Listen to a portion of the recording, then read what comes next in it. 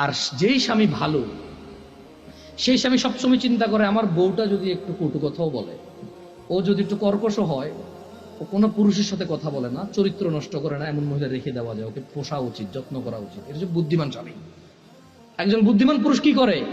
যখন ওর বউ চরিত্র ভালো থাকে, কি থাকে, যখন ওর বউর চরিত্র ভালো, মানে কোন পুরুষের সাথে কথা বলে না, কোন পুরুষের সাথে দেখা দেয় না, খালতো ভাই, মামতু ভাই, আড়াতো পাড়াতো, এসব ভাইটাই নাই, ক্লাসমেট, হ্যাঁ, এসব ভাইটাই নাই, কথা বলে না এগুলোর সাথে। কিন্তু একটু জ্বালা যন্ত্রণা করে জামাইয়ের সাথে, cash cash cash cash cash, যেটা স্বভাব আর কি কিছু কিছু মহিলা, হ্যাঁ, করে। এই সারাদিন এই নাই সেই নাই, কমপ্লেন আর কমপ্লেন। কিন্তু ঘরের ভিতরে কোথায় কোথায় একজন বুদ্ধিমান পুরুষ ওই মহিলাকে রেখে দেয়। কেন? ওই মহিলাকে আদর যত্ন করলে এটা মানুষ হবে, এটা চরিত্র ভালো। এটা কি ভালো? চরিত্র ভালো। ওর বিছানা ছাড়া কারো বিছানায় যায় না, ওর ঘর ছাড়া কারো ঘরে গিয়ে জামা কাপড় পরিবর্তন করে না। এটা বুদ্ধিমান পুরুষ। পুরুষের মাথা লোপ পাইছে, মানে অবৈধ সম্পর্ক করতে করতে করতে কোন বউটা ভালো কোন বউটা ভালো না এই বিবেচনা নাই। এখন রান্নার দোষ, বাপে ল্যাপ তোষক দেয় নাই সেই দোষ, এই কাঁঠালের দিনে কাঁঠাল দেয় নাই ওই দোষ। এখন বউর আর কোনো দোষ খুঁজে পাই না। এখন ল্যাপ তোষক দেয় নাই, সোফা দেয় নাই, টিভি দেয় নাই, ফ্রিজ দেয় নাই, আমের দিনে আম দেয় নাই, জামের দিনে জাম দেয় নাই, শীতকালে ওই যে কি কয়টার দাওয়াত খাওয়াই নাই, তোর ভাইয়ের পোলার মুসলমানই হয়েছে, আমার এখান থেকে 15 জন খাওয়াই নাই, তোর ভাইয়ের বিয়ে হয়েছে, আমার মাত্র 4 জনের দাওয়াত দিয়েছে, 10 জনের দেয় নাই। এখন বউর কোনো দোষ নাই, এখন এই দোষ দিয়ে শুরু করে দিছে। জাহেল পুরুষ ভালো মেয়েদেরকে ওইভাবে সংসার নষ্ট করে দিচ্ছে। তো আমি মহিলাকে বললাম যে আপনার তালাক হয়েছে বা হয় নাই, কত দেওয়ার আমার যোগ্যতা নাই।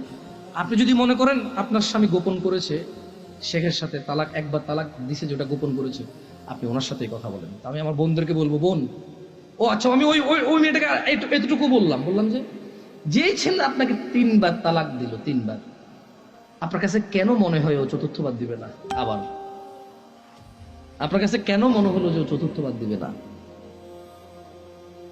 আর এই তো আপনি এই স্বামী ছাড়া থাকতে পারবেন না, আপনার একটা বাচ্চা আছে, কেন আপনি স্বামীর সাথে এমন ব্যবহার করলেন যে ও তালাক পর্যন্ত গিয়ে পৌঁছালো?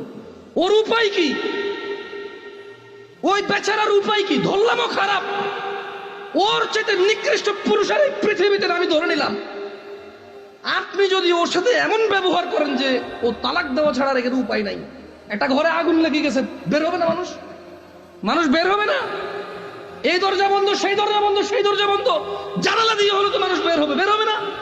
তা আপনি এমন এক সংসারের মধ্যে কেরেঙ্গাল লাগাই দিয়েছেন, কিস্সা কাহিনী লাগাই দিয়েছেন, এমন এক অশান্তি লাগাই দিয়েছেন, ও আর তালাক ছাড়া বেরোতে পারছে না। এমন করলেন কেন? এই যে এখন কান্নাকাটি করতেছেন, এমন করলেন কেন?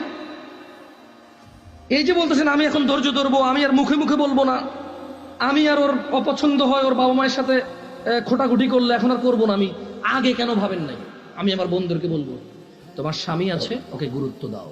আর ভাই তোমাকে বলবো, এই পৃথিবীতে জানি না, বাংলাদেশে প্রায় পুরুষ তালাক দেওয়ার পর আবার ওই বউয়ের সাথে জেনা করে।